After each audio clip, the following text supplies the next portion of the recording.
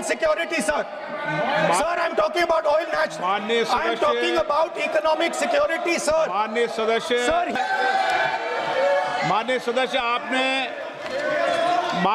आपने जो नोटिस दिया है, उस नोटिस में बोलिए आप नोटिस में बोलिए। माननीय सदस्य, आप प्रतिपक्ष के नेता हैं, मैं आपको फिर आग्रह करना चाहता हूं, आप नोटिस अगर इस बात पर बोलने होता है तो नोटिस आज इस बात का देते हैं। नो, नहीं बोलने, नहीं इजाजत दी जाएगी। ठीक है, ऐसे नहीं चलेगा सदन। आप अगर नोटिस के अंदर। नमस्कार, मैं हूं विशाल यादव। भरी संसद में राहुल गांधी ने एप्स्टीन फाइल खोल दी।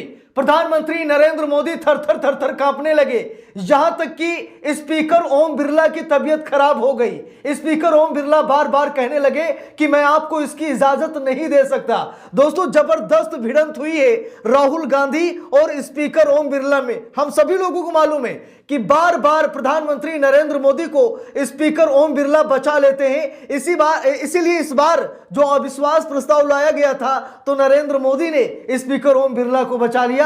मोदी जी को पता है कि केवल स्पीकर ओम बिरला हैं जो राहुल गांधी को रोक सकते हैं, बाकी ऐसा कोई सभापति नहीं है जो राहुल गांधी की आंधी को रोक सके। इसीलिए नरेंद्र मोदी ने पूरी ताकत लगा दी स्पीकर ओम बिरला को बचाने के लिए। लेकिन आज जब संसद में राहुल गांधी ने एप्स्टीन फाइल की चर्चा की, राहुल गांधी ने एप्स्टीन फाइल के बारे में बातें की, तो जरा देखिए वीडियो में किस तरीके से भिड़ंत हो गई, किस तरीके से स्पीकर ओम बिरला अपना आपा खो बैठे।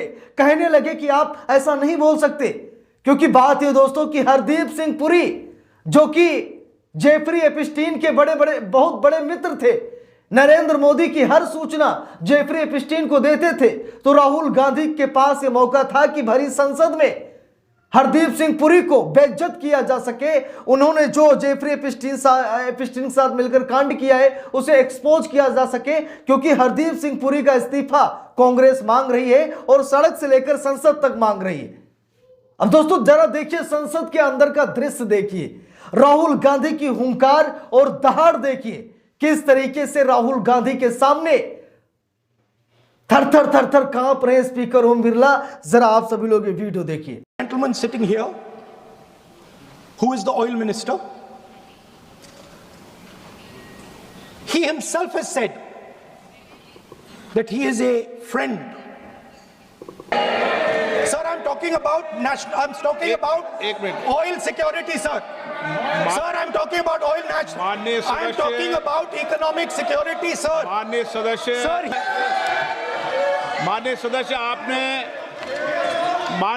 आपने जो नोटिस दिया है, उस नोटिस में बोलिए आप नोटिस में बोलिए। माननीय सदस्य, आप प्रतिपक्ष के नेता हैं, मैं आपको फिर आग्रह करना चाहता हूं, आप नोटिस अगर इस बात पर बोलने होता है तो नोटिस आज इस बात का देते हैं। नो, नहीं बोलने, नहीं इजाजत दी जाएगी। ठीक है, ऐसे नहीं चलेगा सदन। आप अगर नोटिस के अंदर, जिस विषय पर आपने नोटिस दिया था, मैंने सुबह भी कहा कि संसद नियम प्रक्रियाओं से चलती है।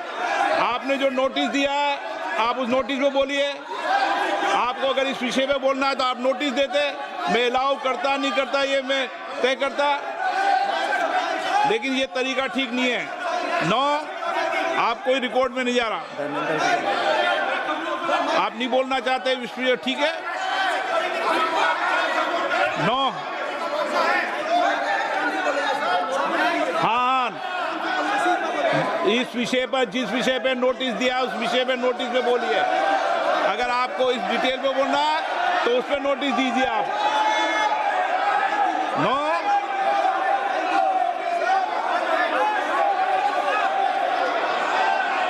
धर्मेंद्र यादव जी, आप बोलना चाहते हैं? सभापति, लीडर ऑपोजिशन को सर बोलने दीजिए, बात पूरी हो जाए। लीडर ऑफ अपोजिशन है, पूरी बात हो जाए तो लीडर ऑपोजिशन की बोलेंगे, नियम के विपरीत नहीं बोल सकते। जिस विषय पे उन्होंने नोटिस दिया है, नोटिस सदन के पटल पे उस विषय पर बोले हुए। सभापति जी, लीडर ऑपोजिशन की बात पूरी हो जाए उसके बाद मैं बोलना चाहता हूँ। सभापति जी, बोलिए। 4 पेटी पार्ले। तो यहां पर आप सभी लोगों ने देखा कि किस तरीके से स्पीकर ओम बिरला अपना आपा खो बैठे। यहां पर आप सभी लोगों ने देखा कि स्पीकर ओम बिरला किस तरीके से बीजेपी यानी नरेंद्र मोदी के लिए डिफेंस कर रहे हैं, नरेंद्र मोदी को कितना बचा रहे हैं। इसीलिए तो स्पीकर ओम बिरला पर मोदी सरकार सब कुछ लुटा देती है। इसीलिए स्पीकर ओम बिरला जैसे स्पीकर चाहती है मोदी सरकार। लेकिन दोस्तों, एपिस्टीन फाइल का मामला भले ही थोड़ा सा थम गया है, लेकिन ऐसा नहीं है कि एपिस्टीन फाइल प्रधानमंत्री नरेंद्र मोदी को बचा लेगी। हम लोगों को मालूम है कि नरेंद्र मोदी का नाम किसी बड़े कांड में नहीं आया, ठीक है, जबकि जेफरी एपिस्टीन का जो पूरा आइलैंड था वहां पर जिस तरीके से हैवानियत अय्याशी की जाती थी, शायद मुझे बताने की जरूरत नहीं है। देश का बच्चा बच्चा जानता है कि किस तरीके से वहां पर बड़े बड़े कांड किए जा रहे थे। देश के बच्चे बच्चे को मालूम है।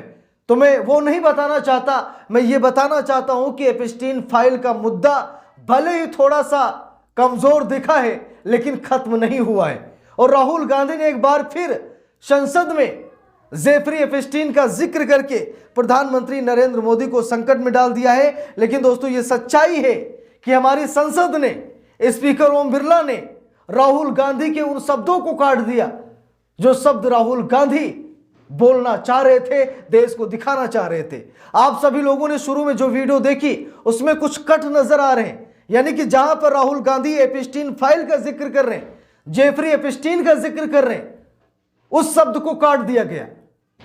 इसीलिए तो विपक्ष लामबंद हुआ कि ऐसे स्पीकर को हटाइए जो हमारी आवाज को दबाने का काम करे, जो जनता तक हमारी आवाज को ना पहुंचाए, जो हम बोलना चाहते हैं हमें ना बोलने दिया जाए।